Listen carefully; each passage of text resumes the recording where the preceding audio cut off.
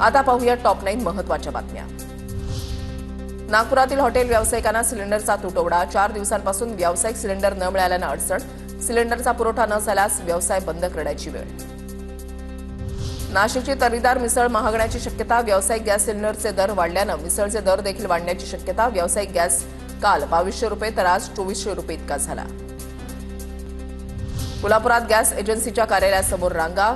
गॅसची टंचाई निर्माण होण्याच्या शक्यतेमुळे नागरिकांमध्ये घबराट।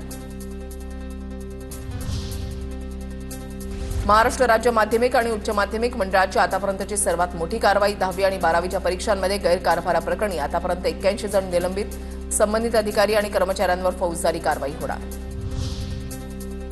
नाशिकच्या महसूल विभागातून 23 वर्षांपूर्वी गहाळ झालेली फाईल सापडली। 2 दशकांनंतर नाशिकच्या प्रांत कार्यालयाच्या गोदामामध्ये फाईल सापडल्यानं खळबळ। फाईल गहाळ झाल्याप्रकरणी सरकारवाडा पोलिसात दाखल करण्यात आला होता गुन्हा। घर किंवा मालमत्ता खरेदी नोंदणीच्या वेळी मुद्रांक शुल्काची निश्चित रक्कम न भरल्यास यापुढे 1 लाख रुपये दंड आकारण्यात येणार। दंडाच्या रकमेमध्ये सरकारनं 20 पट वाढ केली। या निर्णयाला लवकरच अंतिम स्वरूप दिलं जाणार। पुण्यामध्ये व्यावसायिक सिलेंडरचे भाव 2500 वर पोहोचले। इराण आणि इस्रायल युद्धाचा परिणाम। व्यावसायिक एलपीजी मिळेना। 2 दिवस पुरवठा विस्कळीत झाल्यास मोठी अडचण निर्माण होणार।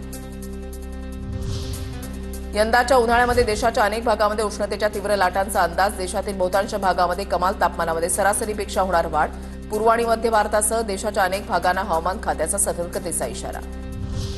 उन्हाचे चटके बसायला सुरुवात झाल्यानंतर एसी विकणाऱ्या कंपन्यांनी किमती वाढवल्या। बाजारामध्ये आघाडीच्या कंपन्यांनी एसीच्या किमतीमध्ये 15% वाढ केली। सर्वसामान्यांच्या खिशाला कात्री।